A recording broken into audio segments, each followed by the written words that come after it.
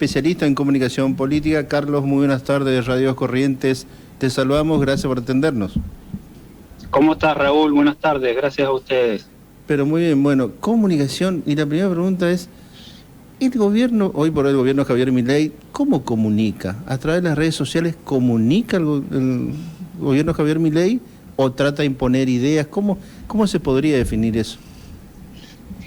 Es un tema que da para largo. Sí, ya sé. Cómo comunica, y se ha dicho bastante sobre todo que rompió algunos manuales de la comunicación, ¿no? En comunicación política siempre se traza la diferencia entre comunicación de campaña y comunicación de gobierno, y por lo que vimos hasta acá, Milei siguió como en campaña permanente, ¿no? Las mismas formas que utilizaba para su campaña electoral las sigue empleando para su gestión de gobierno, lo cual muchos analistas dicen que no es sano.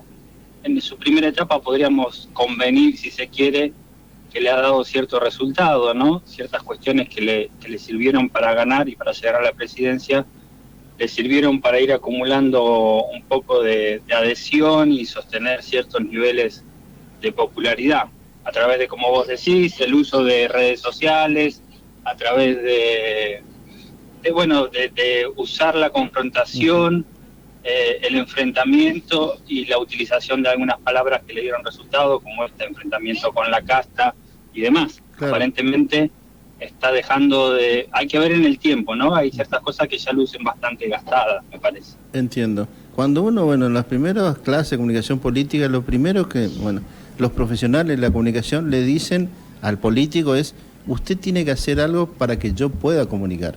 O sea, usted hace algo y yo defino la mejor forma, o elijo el método, o elijo los elementos, los instrumentos para comunicar. ¿No será ese el problema, Carlos? Pregunto. ¿No? ¿Que sí, no exactamente. Nada que comunicar? Por eso te decía que es bastante profundo y complejo, porque muchas veces tendemos a disociar lo que es la comunicación de la gestión política, ¿no? La comunicación política, digamos, la política tiene una faceta inherente de comunicación, tiene una dimensión comunicacional. Sí. No toda la comunicación es política, pero sí toda la política tiene una dimensión comunicacional. Por lo tanto, son indisolubles. Digamos, cuando uno dice, es falso cuando uno se dice que gobierna bien pero comunica mal, o al revés, que gobierna mal pero comunica bien. En realidad, las dos cosas van de la mano, y como vos bien marcás, digamos, o sea, en definitiva, la comunicación termina siendo el resultado de lo que efectivamente es la gestión de gobierno, ¿no? Y en este mar de lo que hablamos de la comunicación, el hecho que Javier Milei pueda hacer eso es porque enfrente, llámese la oposición, llámese lo que es el espectro político, hoy por hoy tampoco genera nada.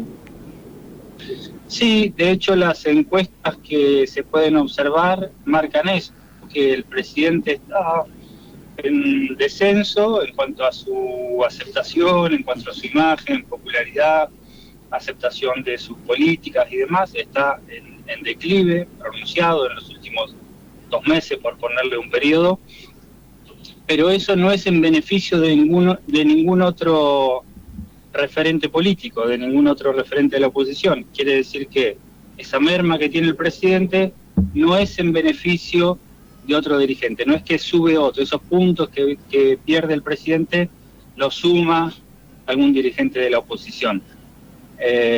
Hay evidentemente una carencia, una cierta ausencia ahí de cómo capitalizar lo que pierde Milei, ¿no? Hoy por hoy lo que perdimos los argentinos desde el punto de vista político, hablamos de un liderazgo claro, ya sea en el oficialismo, porque no se sabe si maneja el gobierno Javier o la hermana, o Santiago Caputo, o el entorno. Es muy difuso eso, el saber de quién maneja.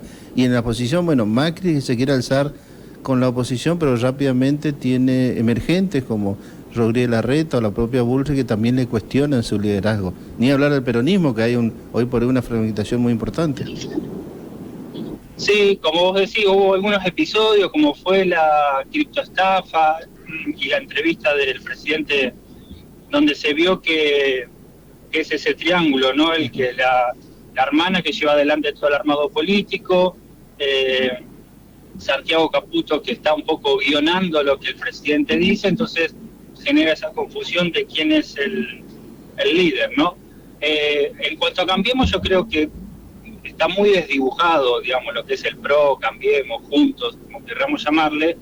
Creo que porque su propio electorado, hubo un trasvasamiento de su propio electorado hacia el gobierno, con lo cual tiene serias dificultades para representar algo, a quién representa, ¿no? Uh-huh. Y por otro lado tenemos otro gran conjunto, si queremos llamarlo así, el peronismo kirchnerismo. Bueno, estamos viendo la disputa que se está librando en la provincia de Buenos Aires, y no es por tener una mirada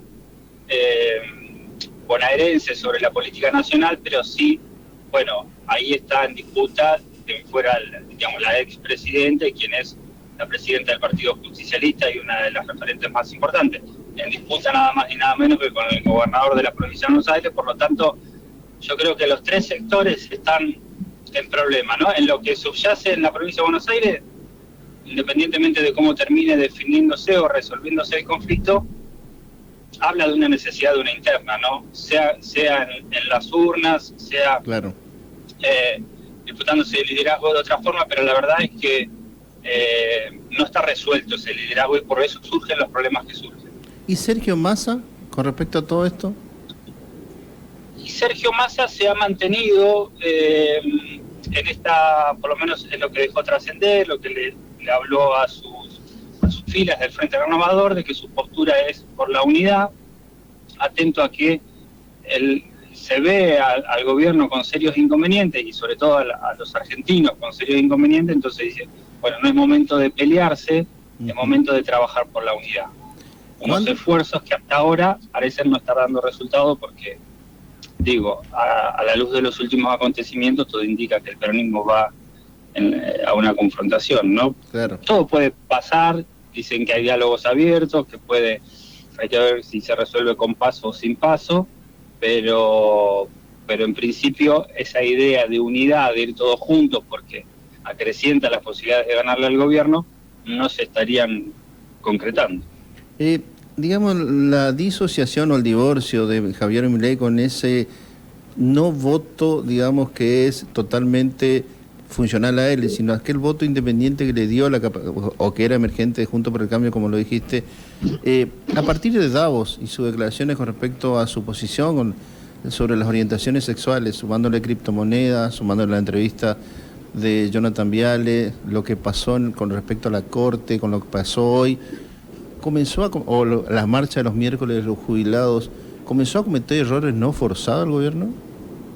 Sí, yo coincido con eso. Yo creo que todo parte ahí en Davos, con ese discurso raro, ¿no? Que nadie esperaba, digamos, no era el ámbito, ni mucho menos meterse una agenda, porque en realidad lo que estamos viendo es que la gente lo votó, equivocada o no, cada uno sacará sus conclusiones, resolver un tema, que era el tema de la inflación, que los gobiernos anteriores no habían podido resolverlo, y dijeron, bueno, a ver si esta persona que no estuvo nunca, es un outsider, que viene por afuera, que es economista, que parece que sabe, a ver si nos resuelve este tema de la inflación. Uh-huh. Pero después, inmerso en esa batalla cultural que quiere dar el presidente, que arranca ahí en ese discurso de Davos, como mencionabas, contra la agenda woke, o después la criptoestafa, después la entrevista fallida, después sus viajes a Estados Unidos a ver a un fantasma, porque en realidad no se puede encontrar con el presidente Trump. Bueno, lo empiezan a poner, digamos, yo creo que todas esas son objeciones que mientras dure por ahí, logre sostener la baja de la inflación y cierta ordenamiento macroeconómico, por ahí pasan más desapercibidas, pero cuando empiece a flaquear en el tema económico, todas esas cuestiones no van a haber pasado en vano, se la van a cobrar, se la van a facturar. Y la última, agradeciendo la diferencia de haberlo entendido, ¿qué peso específico le ves o le asignás a los gobernadores hoy por hoy? Por lo que se ve muy poco, porque eso se ve mucho en el Congreso, por ejemplo, que los gobernadores, uno podría decir, atados de pie y manos o limitados en sus recursos o digamos, sin posibilidades de muñequear un poco la cuestión económica, terminan prestando los votos, por lo general, no digo que sea todos los casos, habría que ver caso por caso, pero terminan prestando los votos para favorecer el gobierno a cambio de algún beneficio para sus provincias, ¿no? Obviamente tratan de defender sus territorios. Pero si algunos esperábamos un poco más de los gobernadores, estamos viendo, por lo menos hasta ahora, que desde ahí no está surgiendo un liderazgo opositor fuerte, ¿no? Y también eso se suma al hecho que los gobernadores hoy por hoy, más allá de Corrientes y Santiago del Estero, no ponen en juego su gobernación en esta elección. Veremos cuándo se ponen en juego ya lo que es territorio propio. Ahí cambia lo que es el posicionamiento territorial de cada uno de ellos. Exactamente, y cada uno juega, ustedes lo saben mejor que nosotros, digo, en Corrientes cada uno va jugando con su calendario electoral, ¿no? Que son diferentes en cada una de las provincias.